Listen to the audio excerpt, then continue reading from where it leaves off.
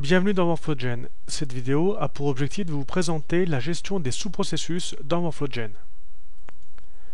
WorkflowGen permet de pouvoir intégrer dans vos workflows la notion de sous-processus indépendant ou intégré.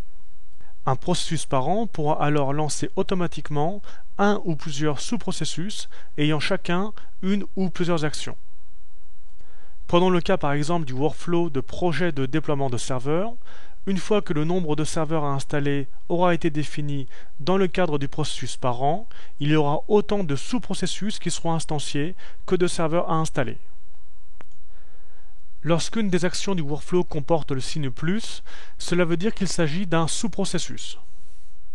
Un sous-processus peut alors comporter un nombre d'actions plus ou moins important. Lorsque le sous-processus a été lancé par le processus par an, au niveau de la fiche de suivi de la demande du processus par an, je pourrai consulter en temps réel l'évolution de mon sous-processus.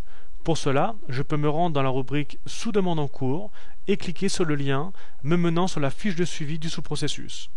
De la même manière, au niveau du sous-processus, je pourrai remonter au niveau du processus par an. Cette navigation entre processus par an et sous-processus pourra être réalisée au travers des rubriques de la fiche de suivi ou alors au travers du suivi graphique.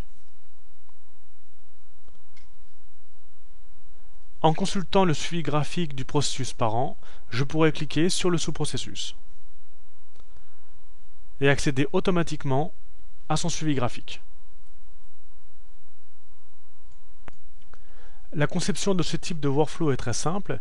Il vous suffira dans le module d'administration de WorkflowGen au niveau de l'outil graphique de conception de pouvoir rajouter une action à votre workflow par an. En cliquant sur l'icône « Ajouter une action », vous pouvez positionner cette action où vous le souhaitez au niveau du graphique. Cette action va en fait appeler ou un sous-processus indépendant ou un sous-processus intégré. Prenons le cas par exemple du sous-processus intégré. Une boîte de dialogue s'affichera alors à l'écran dans laquelle vous pourrez paramétrer votre sous-processus. Vous pourrez donc choisir dans la liste des sous-processus disponibles. Après avoir défini votre sous-processus, vous pourrez le rattacher où vous le souhaitez au niveau du workflow par an.